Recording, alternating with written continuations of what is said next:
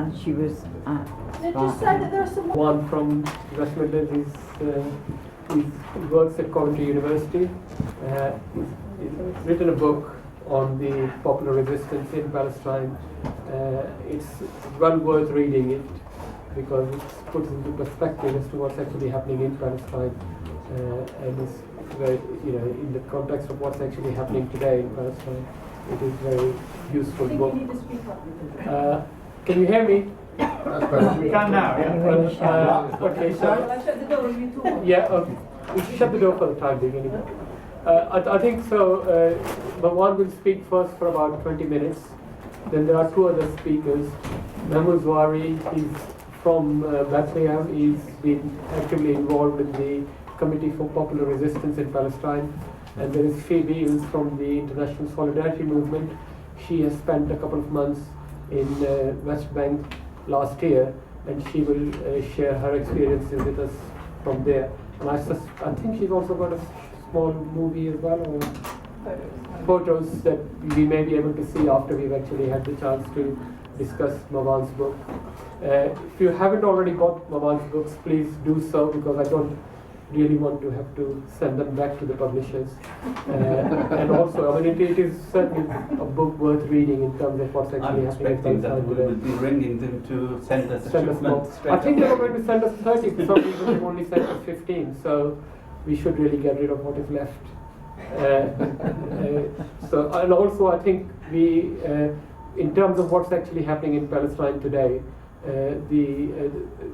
apart from what we term as intifada that's taking place in terms of resistance to the occupation, there is Al-Aqiq, who's actually on hunger strike, and his health is very critical at the moment. And yesterday there was a call in Palestine to actually protest against his arbitrary detention, which is why he's actually on hunger strike. So after this meeting today, I hope you will all join us into a vigil outside Waterstones by the Bull Ring. So that will be from 5 to whatever time we wanted. We have made some posters for it. There are leaflets that we will distribute to the shoppers. The leaflet was done in a hurry, so it's very brief and descriptive. We are hoping that next week on Saturday as well, we will have a similar vigil just outside Waterstones at 3 p.m. But that may change as things progress. We don't know what will happen to him between now and then, because the situation he finds himself in. So I think I'll ask Marwan to introduce us to his book. Okay. Well, thanks very much. And I can I ask you? I'll speak for 20 minutes. But Yeah. Give me a sign when I'm Yeah. under 15. Okay. So I'll make sure that. Well, thank you very much for coming here. I mean, it's Saturday afternoon. I'm sure you have lots of things to do, and I can talk about myself, So it is really, thank you for sparing the time to come. Before I start, I would like to ask you if you're willing to. I'm going to pass my laptop for you, if you could write your name and email if you wish. The idea is that we in the university, and we're conducting this research, but really we're trying to I'm personally doing this work because I'm committed to political social change, not just for the publication of the book.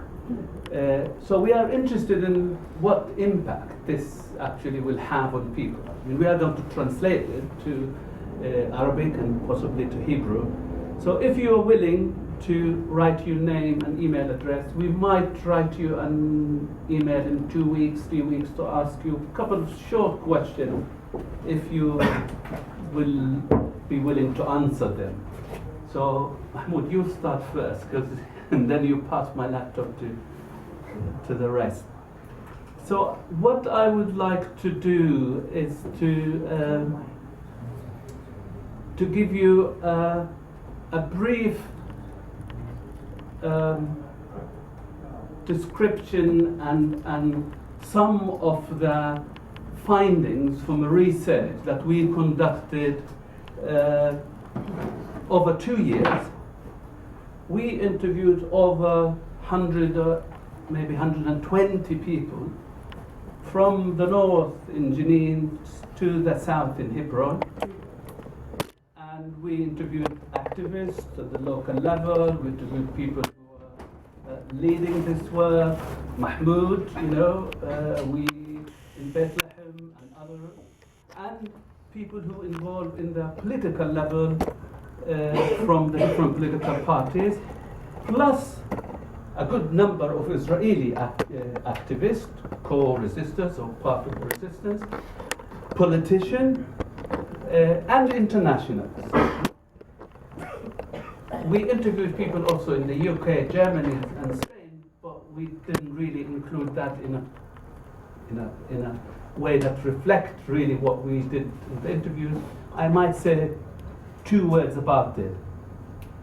So before I go on telling the story of the popular resistance, I wanted just to remind us really the context that we are talking about is occupation.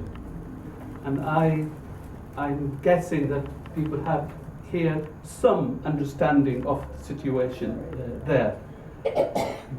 So, and the principle, when we talk about popular resistance, we are talking, and this is true, not just Palestine, but over any case, the power relation or between the occupying power and those under occupation. And the assumption of any popular resistance, any attempt to get rid of occupation, have some principle or some ideas how that might happen.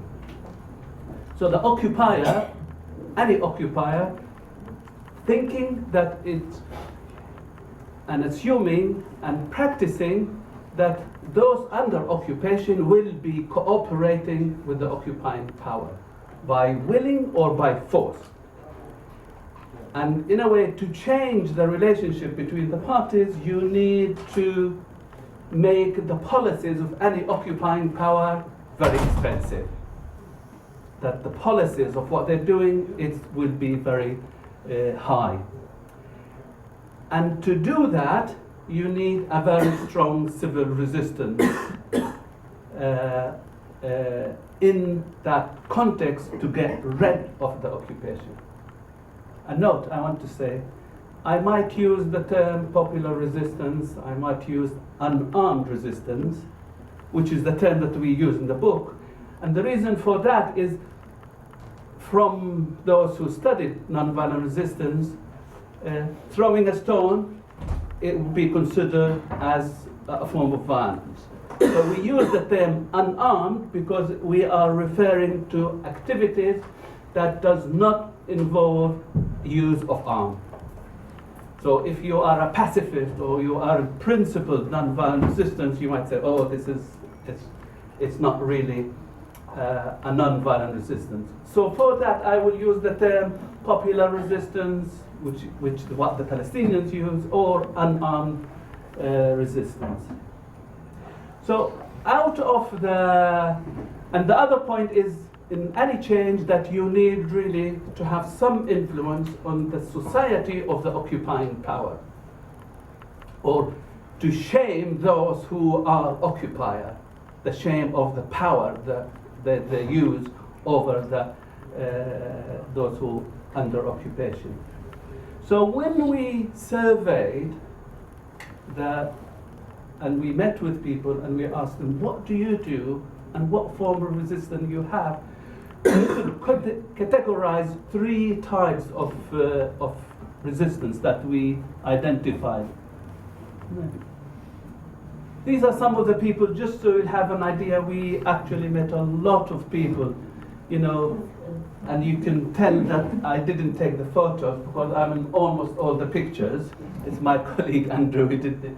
So in the top left you have people that's in the Jordan Valley area. The middle, this man, he is from Jenin. In the left side, the middle one is in Nabi Saleh. and it is near a spring where there is, if you've been there, where there is that's the point of clashes. This is in Nablus, we're meeting with the governor of Nablus. This is in the middle here, meeting an Israeli activist. This is also in the area on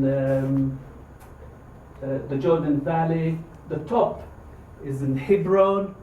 It's an area where we were staying there, and they called us to say that settlers came and they were cutting some trees, olive trees. And I think the middle one, I can't remember where it is. It's probably Belain or that around Ramallah. So these are some of the people that we are conveying their story, and to them really it's a great thank you, because without them we wouldn't get this information.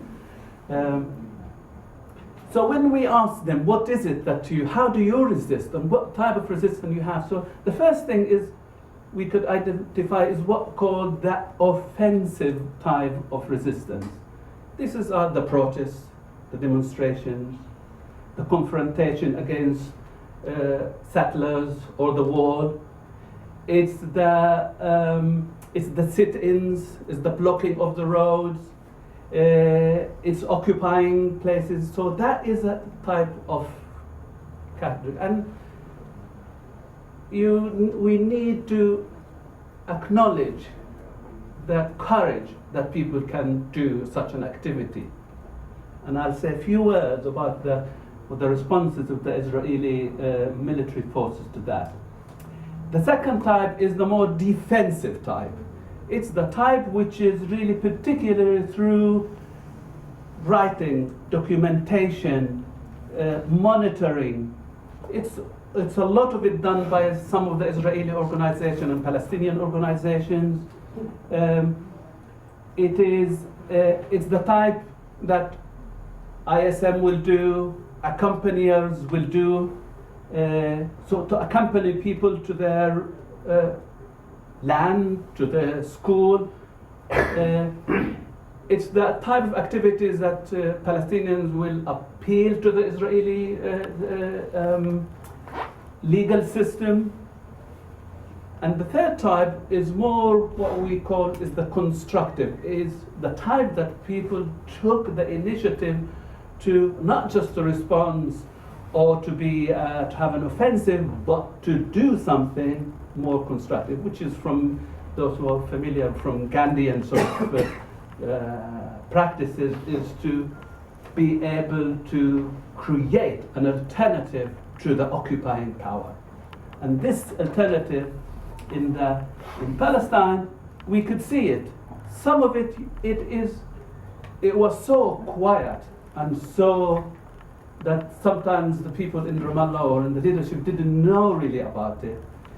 It's the ability to go in the night with a group of people who will be working despite their political differences, for example, to link a neighborhood with water. So we'll dig, they will have water.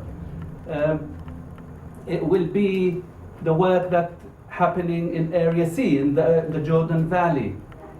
It's really supporting people in their struggle to maintain their communities, to resist, to exist in their land. It is to go and cultivate the land. The person the governor in Nablus, he gave us a story, and there are many of them. He said that they asked farmers and everybody who have tractors to come to go and cultivate an area that's been threatened by a settlement. So this is a constructive. This is something that the leading role comes from the Palestinian groups. However, I want to say that the resistance movement in Palestine did not really manage in total to exert sufficient, strong enough power in Israel to change its policies. And this is where I want to concentrate a bit.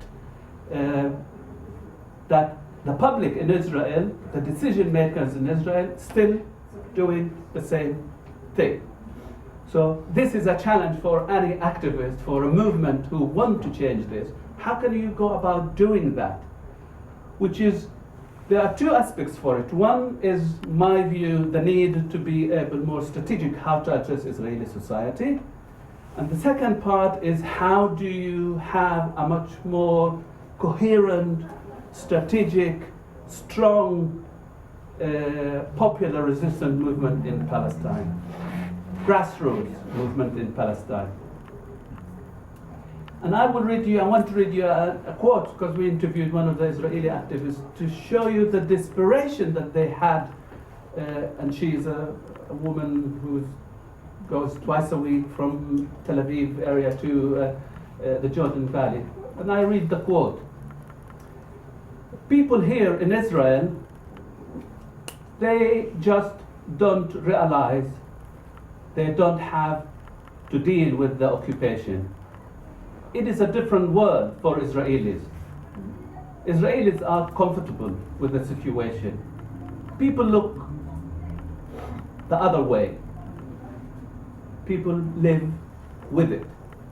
And she was so frustrated when we were talking to her, basically saying, as long as the situation will continue like it is, people will continue their daily life in Israel, in Tel Aviv, and unfortunately when violence happens, then it's back again on the news headlines. So this was the challenge that. On the other hand, obviously, we find that the conclusion, or unwelcoming, relatively pessimistic sort of conclusion about the situation in Palestine. And I will say, why is that? I think the first thing, and why there is a weak popular resistance movement.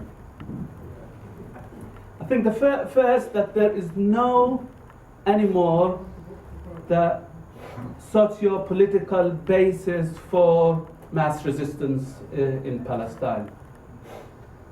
So you have political fractures between the political groups, between Hamas and Fatah, between other groups. You have the geographical political fragmentation, Area B, C, A, Gaza, West Bank, 60% of the West Bank under Area C. There is the PNA, after Oslo, created a system of corruption that not anymore inspiring people to stand up to the occupation. And in fact, there is a small number of people within the PA, Palestinian Authority, that they have a vested interest, or let's say they have no clear position to stand up and publicly support popular resistance. They are benefiting from the Oslo sort of process. Already 15 minutes? Well, take your time. No, I'll try and get. So that in that level, and you have a impoverished society in Palestine. So the question is, how can they stand up to this oppression? Then we have the whole system and structure of Israeli occupation, of sanction and punishment, permits, travel, direct violence. These are all type of sanctions that, and then they have the support. We made an opinion poll, about 80% of the Israeli public, 81% support the action of the Israeli army in the West Bank. So there is a huge majority. And the other thing, which is a different discussion, really, their view of popular resistance is completely different from what we understand it. And it's completely delegitimized. They will understand popular resistance, non-violent resistance in Israel when there is a movement for social change and demonstration in Israel. There was much more sympathy and support for it. But when we asked them about Palestine, it was totally, they didn't see most of the activity of the Palestinians as illegitimate activities. The demonstration is okay. Hunger strike, they see it as unacceptable. Now, this is raised a question, because if you want any change there, then you need to think, how can that be done if their perception and attitude is like that?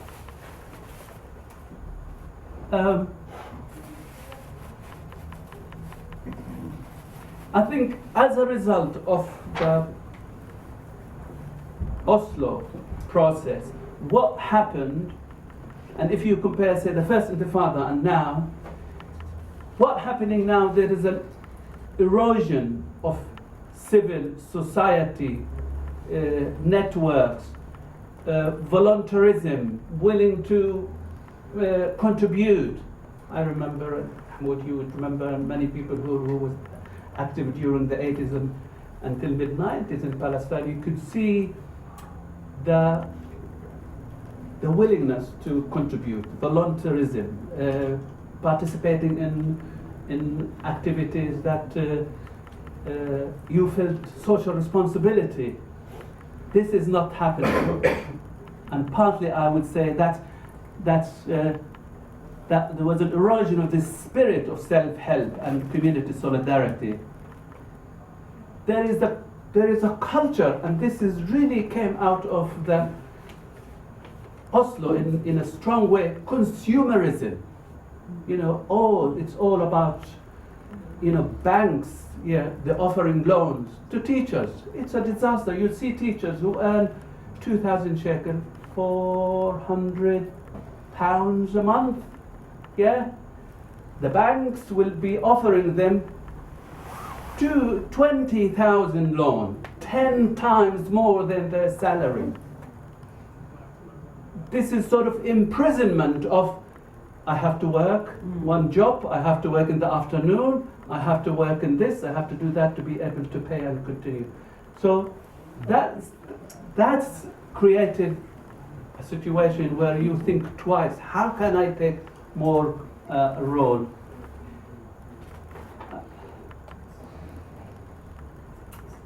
Okay, in terms of the political parties,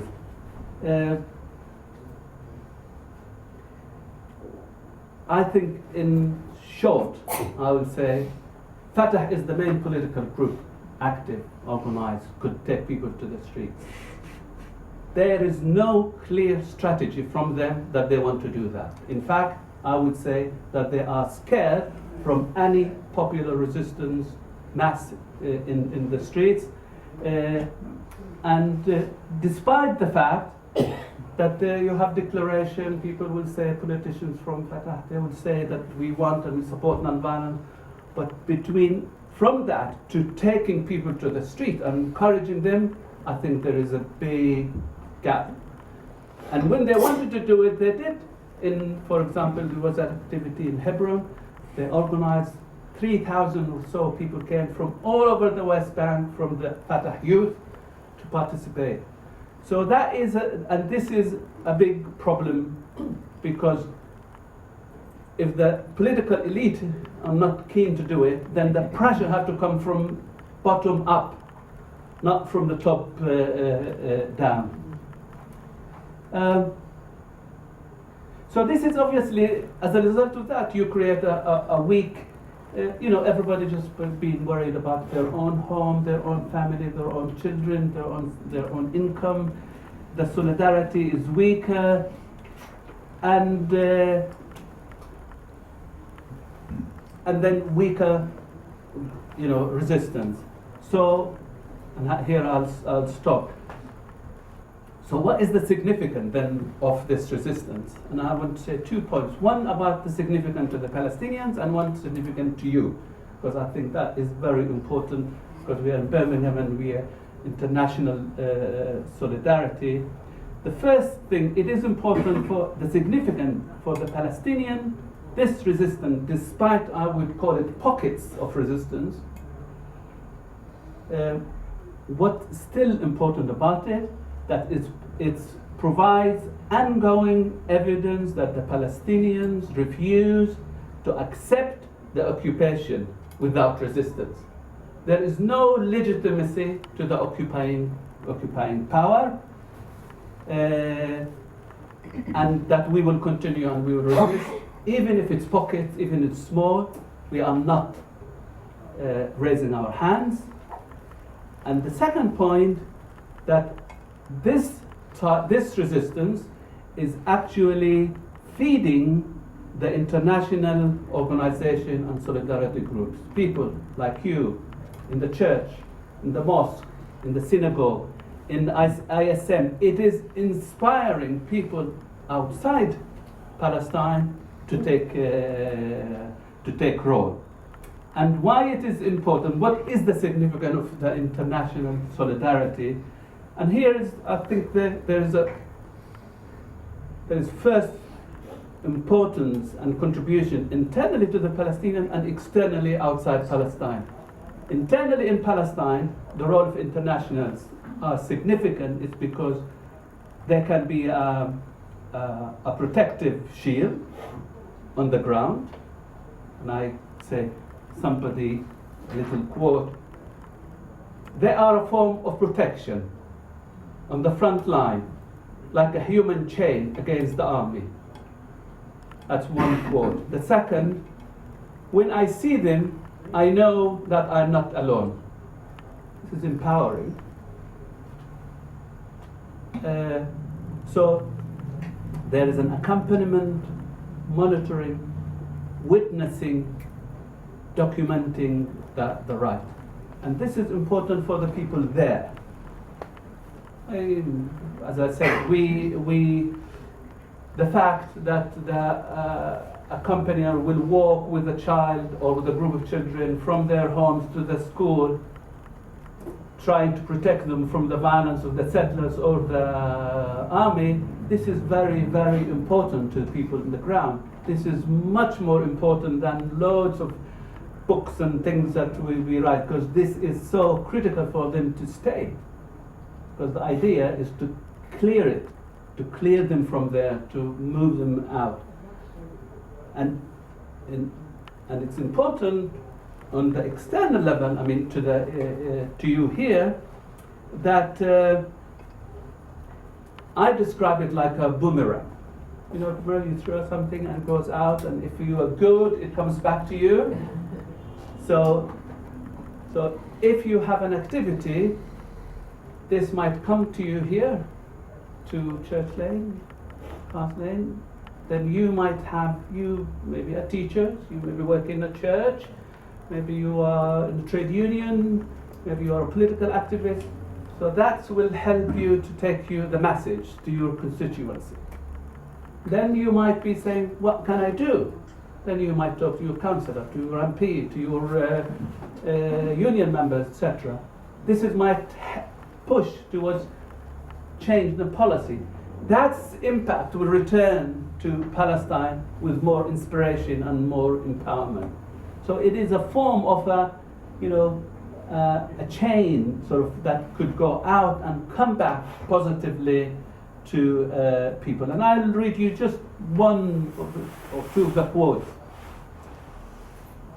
about this role of the international as an external role in advocacy and campaigning. And this is an activist from Silwan, just outside the old city, which is facing constant harassment by Jerusalem municipality, by the settlers, etc. And he said, they are our allies and friends. They become a real radio broadcasting on behalf of the Palestinians. And another person from Hebron said, whenever violation happened, we film as much as possible and then upload it to YouTube. International audiences can now bear witness to the violation perpetrated by the settlers and others. So I think I'll stop here because it's gone my 20 minutes, I think. But I'll come later. I wanted to add a little bit about how is this linked to what we actually see now in terms of the violence.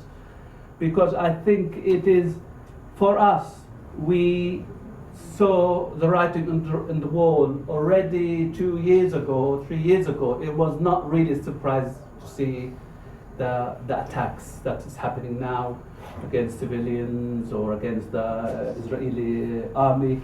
We knew it is going to happen. And here's the quote of the person from Silwan who really sums it up, that it is going to happen. The question is when.